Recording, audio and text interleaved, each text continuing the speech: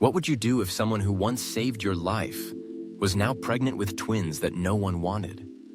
Would you have the courage to step away from a world built on wealth, prestige, and influence, to stand beside a woman who once worked in the slums, who dedicated her life to the community, and who quietly carried pain no one else could see? Today's story takes you from the 47th floor of a luxury office tower in Astoria to a tiny hospital room where a billionaire sheds tears over two fragile lives, no bigger than the palm of his hand. It's a story of survival, compassion, and fatherhood that transcends bloodlines. And the most extraordinary part? This woman wasn't his wife. She wasn't his lover. She was the one who risked her life to pull him from a burning building. The one who, with scars both visible and hidden, gave him something that all his money could never buy: a family. If you're someone who finds beauty in real heartfelt stories like this one, hit the subscribe button. Let's explore the silent miracles that life still brings us every single day. Part 1. The Price of Success. In the heart of bustling Astoria, where towering skyscrapers cast long shadows over the tranquil Hudson River, Ethan Grayson sat alone in his glass-walled office on the 47th floor of Genix Corporation. The golden hues of sunset reflected across his face. A man once hailed as the golden mind of the biotech industry. At 45, Ethan had it all: wealth, power, prestige. Yet on that particular afternoon, within a silence so thick it felt suffocating, a single phone call turned his entire world upside down. "Mr. Grayson, we've run the test twice. I'm sorry. The results confirm complete infertility." Dr. Keller's voice was gentle, but each word cut through Ethan's pride like a blade through silk. A man who had spent his entire life building a legacy now faced the one thing he could never have. Ethan set the phone down, his chest hollow. For years, he had functioned like a machine, strategizing, achieving, expanding. And yet, in a matter of seconds, it all seemed meaningless. A child, an heir, something so seemingly simple, was now the one thing forever out of reach. That night, under a cold autumn rain, Ethan drove aimlessly through the city streets. The very city he once conquered now blurred into streaks of distant light behind the windshield. Then on a slick curve, his car lost control and slammed into a median. His last memory before blacking out was the sound of screeching brakes, a flash of light, and the silhouette of a woman running toward him in the rain.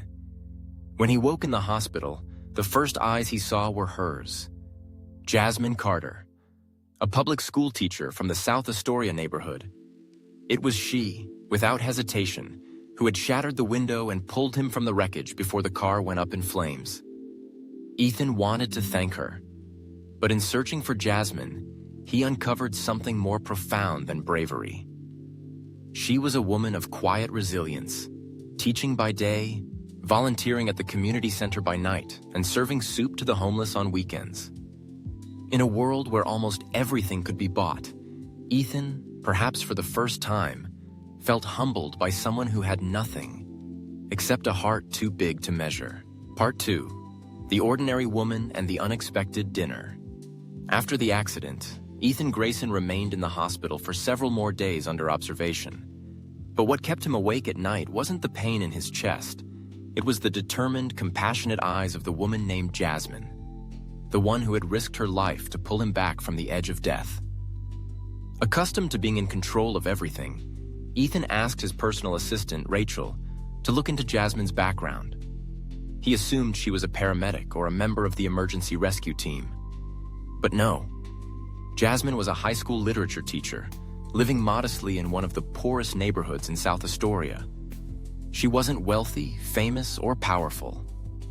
The only thing she had was her heart and an unshakable belief in the goodness of life.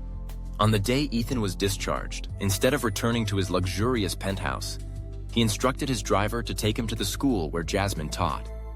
From a distance, he saw her standing in the schoolyard, speaking with a boy who looked upset. She didn't raise her voice. She simply placed a gentle hand on the boy's shoulder and said something that made him nod and walk away quietly. Ethan didn't get out of the car. He just sat there, silently watching.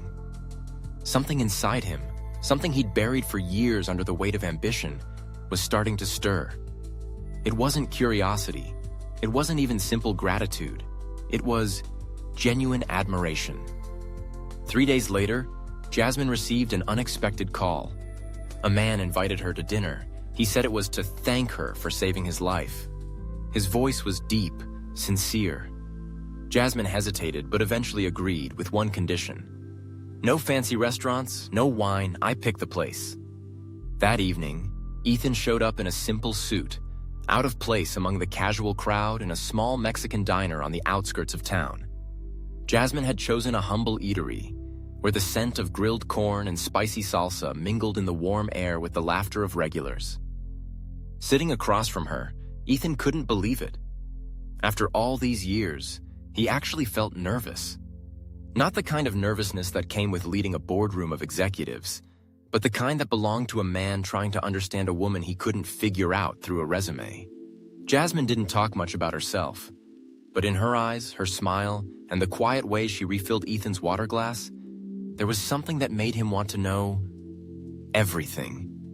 A simple dinner, no champagne, no candlelight, but as he walked out of the diner that night, Ethan knew one thing for certain. This wasn't just a thank you meal. This was the beginning of something he never dared to dream of. Part 3. The Unexpected Secret. In the days following that unforgettable evening, Ethan and Jasmine began staying in touch.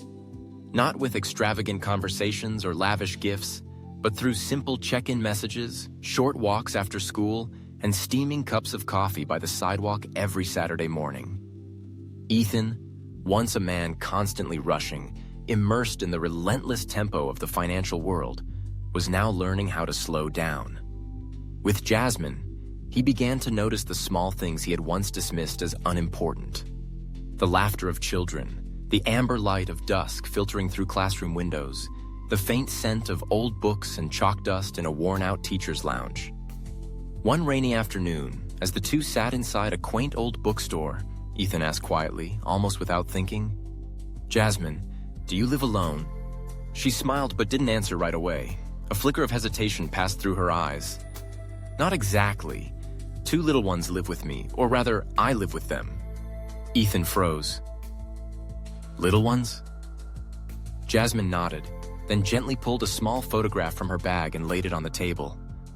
In the picture were twin toddlers, a boy and a girl around 3 years old. Both had deep dark eyes, warm brown skin, and radiant, almost magnetic smiles. "This is Hope and Noah." Ethan pressed his lips together, trying to remain composed. "They're beautiful. Their father..." Jasmine looked him straight in the eye, unflinching. "There isn't one.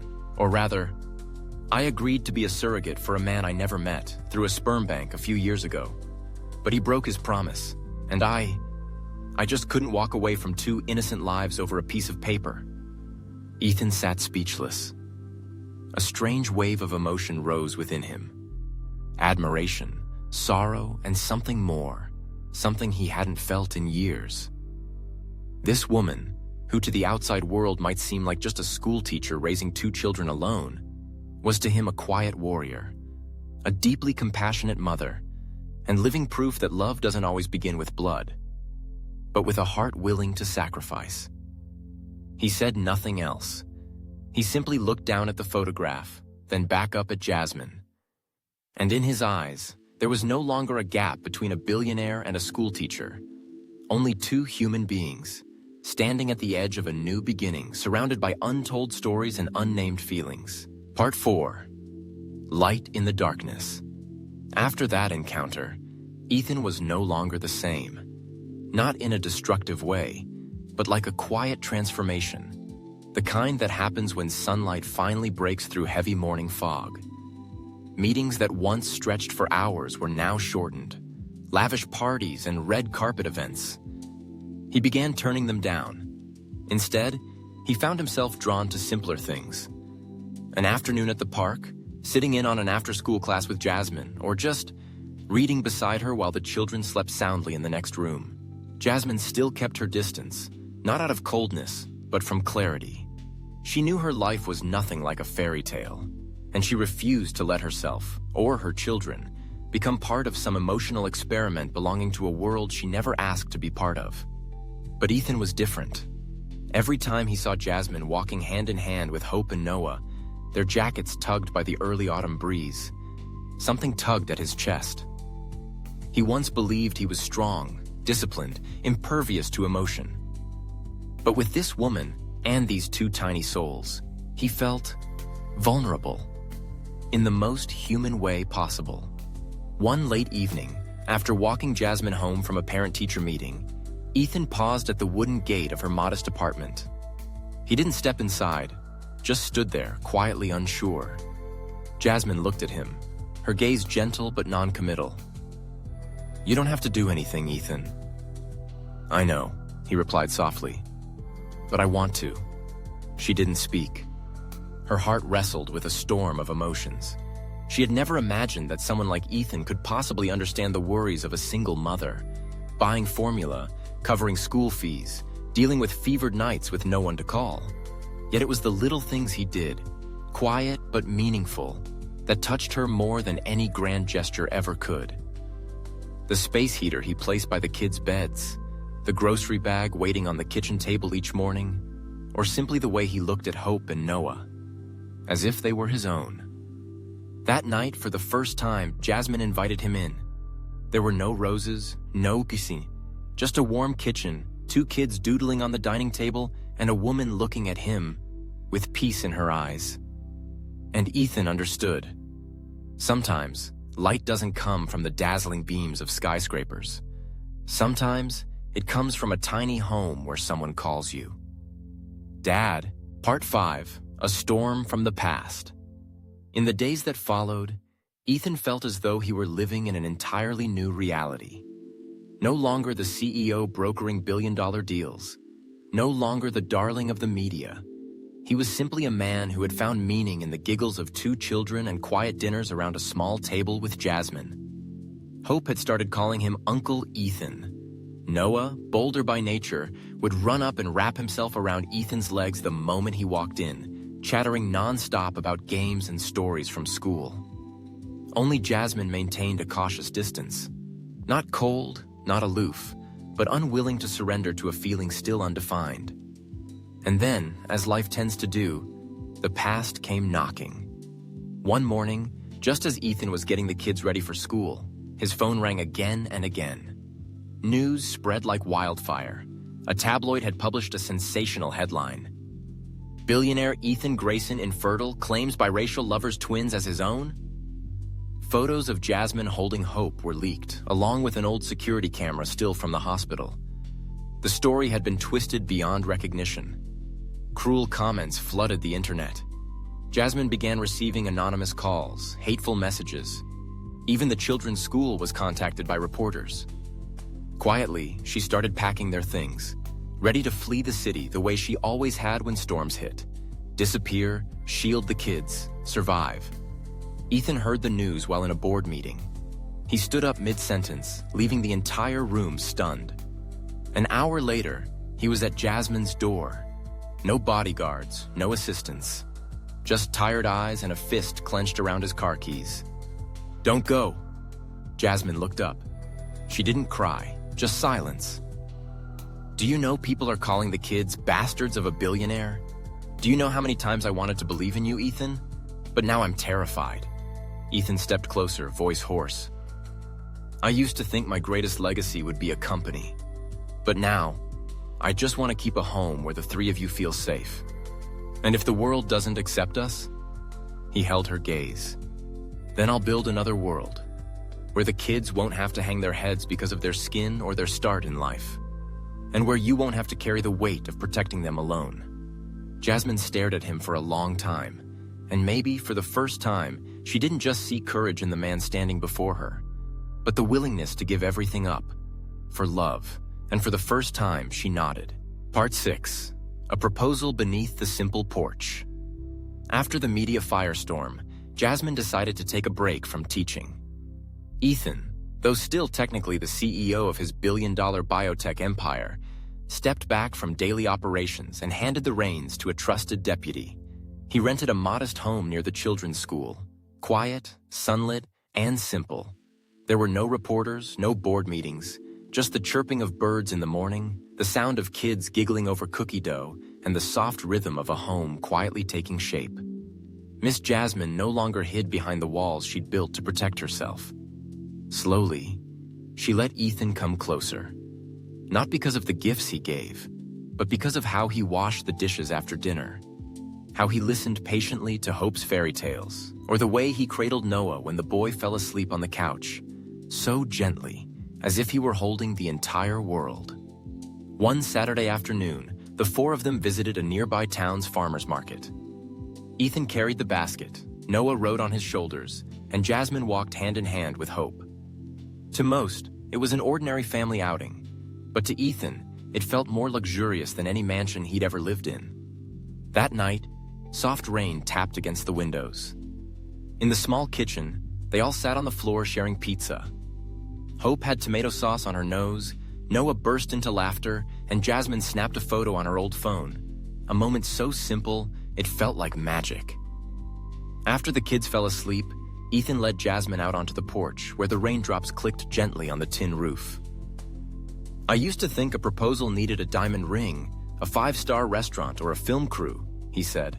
"But now I know all it takes is a roof over our heads and the woman standing in front of me." Jasmine said nothing at first. She looked at him, her eyes a mixture of hope and hesitation. Ethan pulled a small ring from his pocket, not some dazzling diamond, but a simple silver band etched with the words, "Home is where you are."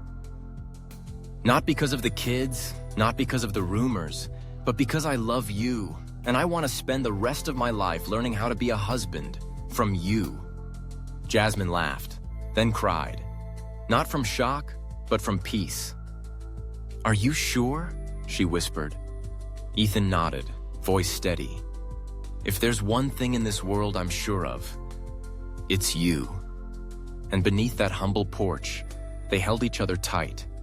Not as two people clinging to one another out of sorrow, but as two souls who had finally found home. Part 7. A Legacy That Matters. 1 year after their humble wedding beneath the porch, the small home nestled in the suburbs of Washington had become filled with laughter, home-cooked meals, and fairy tales repeated each night. Inside that house, there were no grand gates or hired help, just tiny shoes neatly lined by the front door and a blooming garden that came alive each spring. Hope had learned to read. She often sat on her father's lap, holding her favorite book and teaching Ethan the correct way to pronounce words. Noah had just started walking, wobbly, falling again and again, but always lifted gently by that steady, loving hand. Each of his steps etched a new memory into Ethan's heart, one he never wanted to forget. One afternoon after work, Jasmine returned home to find Ethan under the apple tree in the yard, both children fast asleep in his arms. Soft golden light fell across his hair, and his face, serene and content, held more peace than any CEO she had ever known. She stood there quietly, wondering to herself, maybe this is what the true height of life looks like. That evening, during Noah's first birthday dinner, Jasmine pulled out a framed photo, their family portrait taken beneath the porch on their wedding day. On it, she had handwritten a single line. "Family is where the heart breathes freely." Ethan read the words, and his eyes welled up. "I used to think that leaving a legacy meant having my name engraved on a building or landing on a billionaire's list," he said, pausing as he looked at the children, their faces smeared with frosting, laughing with pure joy. "But now I understand.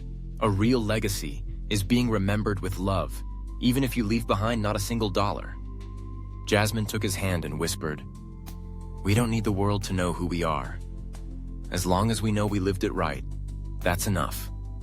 That night, after the children had drifted to sleep, Ethan stood by the window, gazing at the moonlight reflecting off the wedding photo placed in the corner of the room. He quietly murmured to himself, "I once believed I'd lost everything when I found out I couldn't have children. But maybe God never took anything away. He just led me here." Outside, the world rushed on. But within those walls, a man who once thought success was measured in numbers finally understood. True success is when your heart belongs to a place you can call home. He once believed that success meant leaving behind a legacy that carried his name.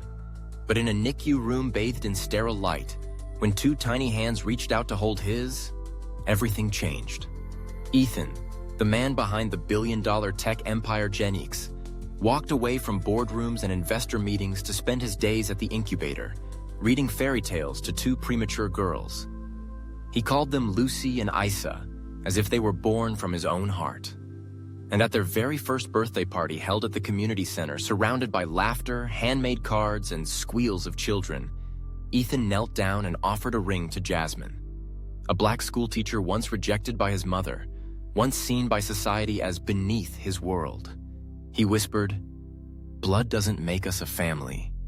You and the girls are the most beautiful legacy I'll ever have." This story isn't just about love. It's a reminder that sometimes family isn't born. It's chosen. It's built from presence, from courage, and from quiet acts of devotion. Tell us in the comments below, if it were you, would you leave behind everything you've built for a family like this? And don't forget, like the video, subscribe, and join us again for more stories that touch the soul. Thank you for watching.